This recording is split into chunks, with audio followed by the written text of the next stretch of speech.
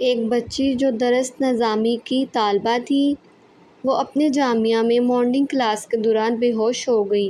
اس کو ایمرجنسی میں دل کے مسئلے کے ساتھ لایا گیا۔ اس کے دل کی دھڑکن بہت بے ترتیب تھی۔ اس کا رنگ پیلا زرد ہو چکا تھا۔ اس کا چیک اپ کرنے کے بعد میں نے اس کو داخل کر لیا، اس کے ٹیسٹ بھجوا دیے اور ایمرجنسی ایکو کارڈیوگرافی کے لیے بچی کو انتظار میں لگا دیا گیا۔ بچی کی حالت بہت خراب تھی۔ اس کا رنگ پھیکا اور دل کی دھڑکن بہت زیادہ تھی۔ بلڈ پریشر بہت کم تھا۔ درس نظامی میں اس کا آخری سال تھا۔ اس کی ماں ساتھ تھی۔ اس کی ماں نے بتایا کہ بچی کا کئی سال سے دل گھبراتا رہتا ہے، بلڈ پریشر کم رہتا ہے۔ اس کی ماں بہت پریشان تھی کہ کئی سال سے بچی کا دل گھبرانے اور رنگت پیلی پڑ جانے والا مسئلہ حل نہیں ہو رہا ہے۔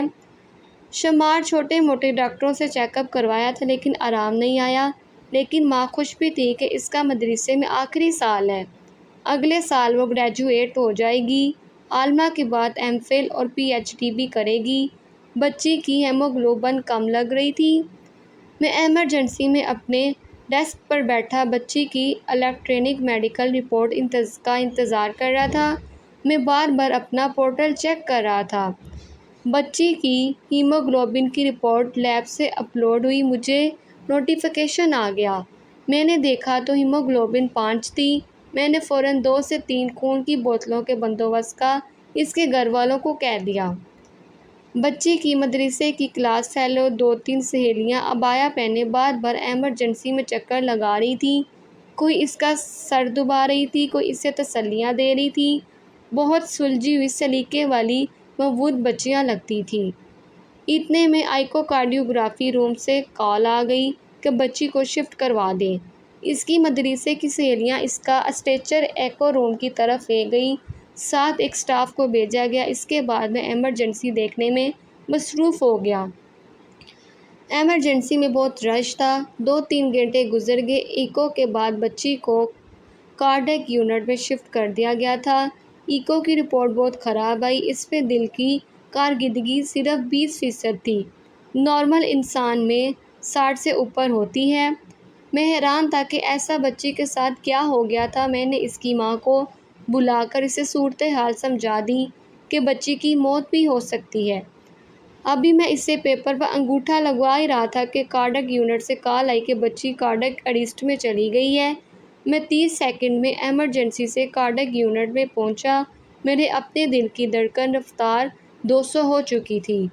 وہاں موجود آن کال لیڈی ڈاکٹر بچی کو سنبھال رہی تھی۔ بچی کے دل کی دھڑکن بالکل بند ہو چکی تھی۔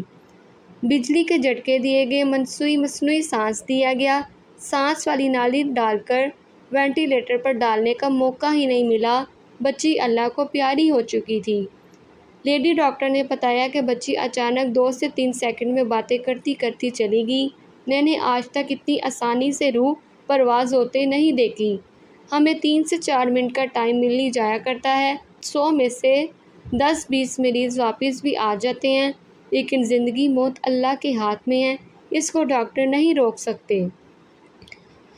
بچی کو رخصت کرنے کے بعد آئی سی یو کے باہر اس کی سہیلیوں اور ماں کو اس کی بری خبر سے کون آگاہ کرتا؟ ان کاموں کے لیے ہمیشہ مجھے ہی آگے کر دیا جاتا ہے۔ میں نے ماں کی بجائے بچی کی ایک سہیلی کو بتا دیا۔ اس نے اس کی ماں کو بتایا۔ پھر جو قیامت برپا ہوئی، بتانا یا بیان کرنا مشکل ہے۔ ماں نے رو رو کر برا حال کر لیا۔ ماں کی غربت میں پلی ہوئی کمائی اللہ کو پیاری ہو چکی تھی۔ اس کی سہیلیاں بھی بہت روئیں۔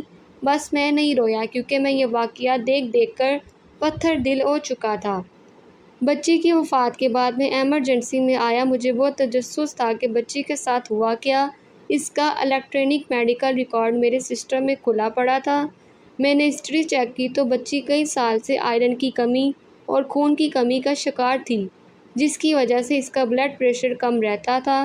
بلڈ پریشر پورا کرنے کے لیے دل زور زور سے پمپ کرنا شروع ہو جاتا ہے اور دل کی پڈ کا سائز بڑھ جاتا ہے۔ آہستہ آہستہ دل فیل ہو جاتا ہے۔